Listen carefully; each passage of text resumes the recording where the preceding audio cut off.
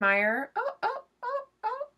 Hey guys, it's Jess. I am here today with a book haul, and I will note this will be my last book haul for a while because I've gone a little crazy and I need to reel it in.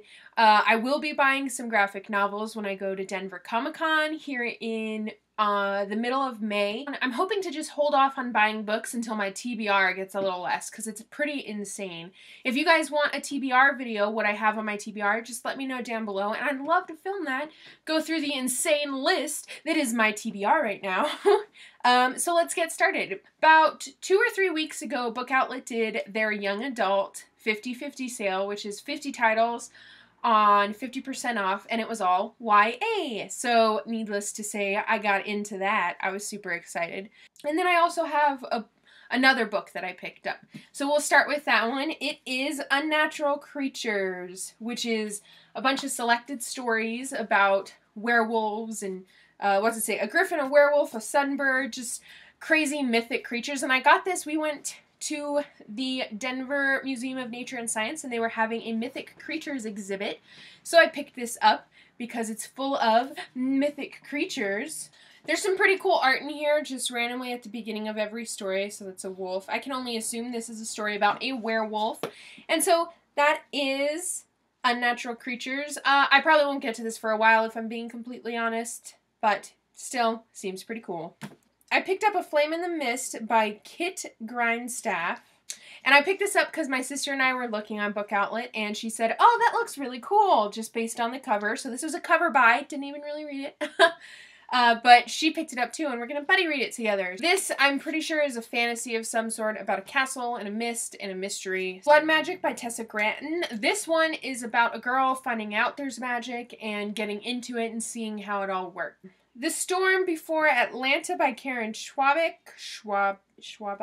I can't read her name. This is historical fiction about the Civil War. And I love historical fiction, so I picked it up. Then we have Out of Nowhere by Maria Padden.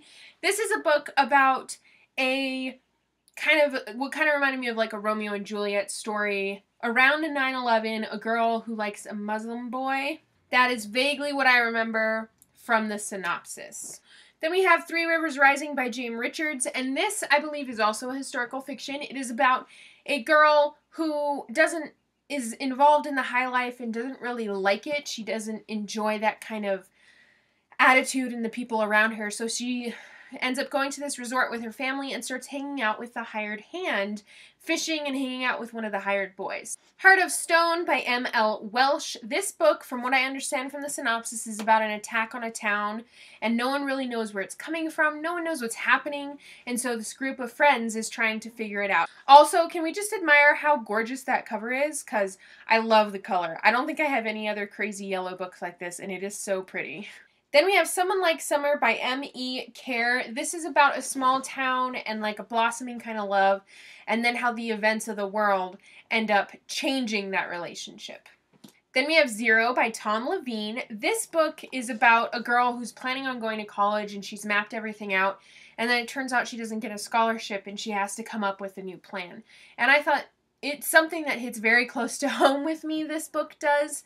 And I think it's just interesting, so I'm excited to read a little more. Then we have Crow by Barbara White. This is a historical fiction about kind of when Emancipation Proclamation came forth in America and how that affected this family, who I assume is an African American family.